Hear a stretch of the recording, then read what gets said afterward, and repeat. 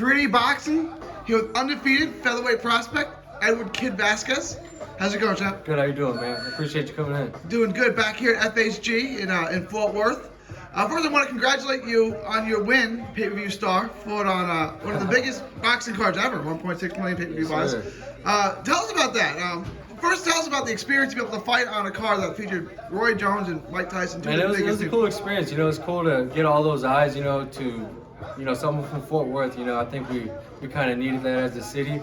And it just felt good, man.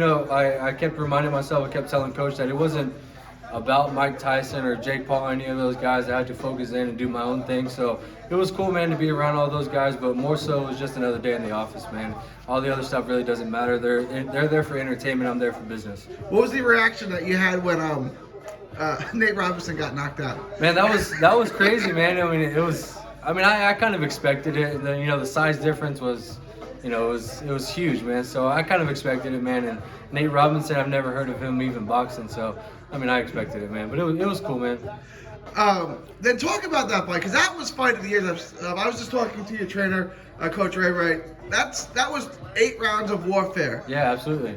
That was, like I said, that's a fight of the year candidate. That's something that fight fans, you don't forget where you were when you watched it, right? Yes, fight, your name will be linked to that fight with Irvin Gonzalez forever through the boxing annals of history. Like, it was that good of a fight.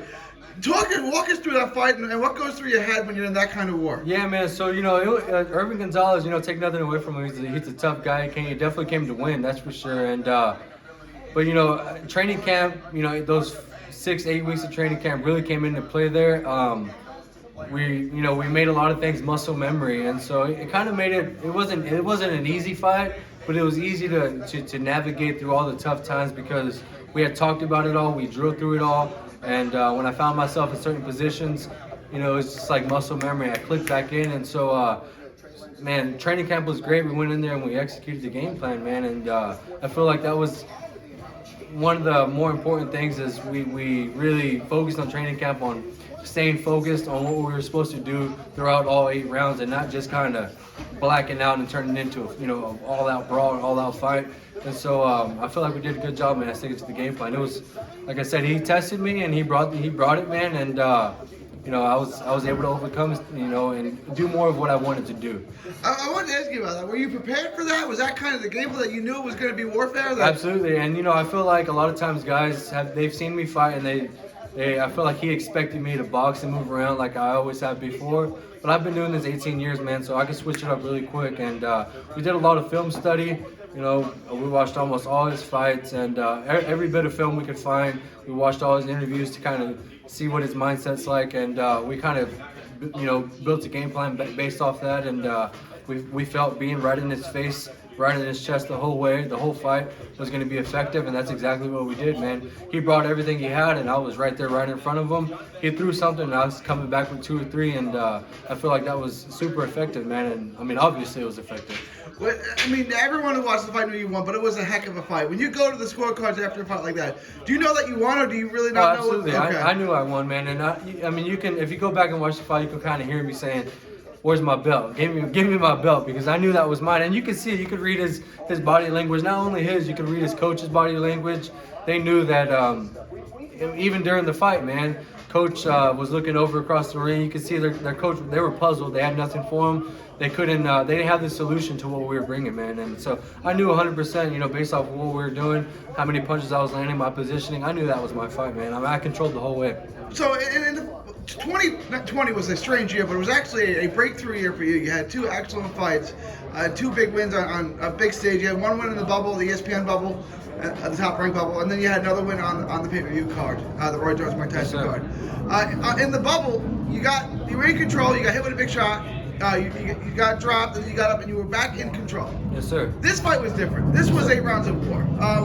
What's your mindset? When you're not in complete control. Like you were in the Ochoa fight. After you got knocked out, you were back in control. Yeah. What's your mindset there compared to your mindset when it's just war? Yeah. So actually, that's something we worked on during training camp going into the Irvin Gonzalez fight. It's not so much that you're not in control. You just kind of stray away from the game plan. And I felt that in the Ochoa fight. I kind of like blacked out. It's almost like I got away from what we've been drilling. So my body was just kind of freestyling, which I always say we can't freestyle in the gym. We got to drill. So once I went down and I realized that I was blacked out and I wasn't doing what I was supposed to be doing, I got back to drilling. And once I got back to drilling, I gained control, but really wasn't gaining control. It just, doing what I was supposed to do. And so going into the Irving fight, we drilled, and we said we're gonna go fight in drills, and that's exactly what we did, man. We went out there, we weren't just fighting, we were running plays, we were running drills, and that's why everything was crisp and effective, man. So you're 9-0 now, right? Yes, sir.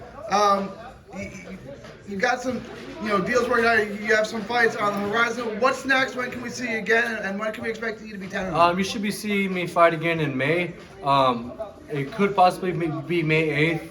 That being just a few weeks away. I'm not sure, but hopefully May, man. And I have my management team, DKO Boxing, Jim Kurtz and Dave Dubinsky, and I know they're working to get me something really fast. And so we're looking to have a good year, man. Hopefully 3 fights, being popped out really quick, and then looking for a bigger fight, maybe towards the end of the year or early 2021. Also, my promoter, John Anderson, hopefully he'll be able to make something happen. And man, I'm just, me, I do my part, and I stay ready all year long, man. You got a lot of national exposure last year, you on big cards. Yes, sir. What are you, 24 now? 25. 25 yes, now. Sir. You're starting to, not in your prime, you're in your Yes, mid-20s now. You say, okay, another year, I want to be, another 2 years, I want to be fighting for a world title. By 26, 27, 28, I want to be fighting for a world title. Absolutely. Does that start to creep in your head? Oh, yeah, man. I mean, we get phone calls all the time for some bigger fights, but like I always say, man, there's a plan to this, and I'm not here to rush it at all, man. I don't want to hit the top too fast. I'll take my time, man. I mean, I'm in this for longevity, and we'll get there eventually. You'll see my name at the top. I mean, we're headed there now. 2 quick questions before I let you go. First, your stablemate, the Wolf, Tony Lopez, Yes, sir. fights this week on ESPN. Yes, sir. He fights Orlando Gonzalez, Puerto Rican fighter. Yes, sir. Who wins that fight? Tony Lopez, man, he's coming. He's gonna bring it, man. He had a great camp, and if he sticks to what he needs to do and sticks to the game plan, we've already discussed it all. I've seen Coach, drill it with him, like I said, and if he's able to go in there and fight in drills, he'll execute, man. So, all best of luck to him and prayers to him, man, and hopefully he brings it back home. There was a trend last week with undefeated prospects getting beat up. Is Oh Tony yeah, Lopez? you see it all happening all the time Yeah. now, man. They pad their records on the way up, and they face somebody who was willing to exchange with them, and then they get exposed. So, Orlando Gonzalez is a good guy, but Tony Lopez has been doing this for a long time, man, and so I think he's going to be able to solve that problem.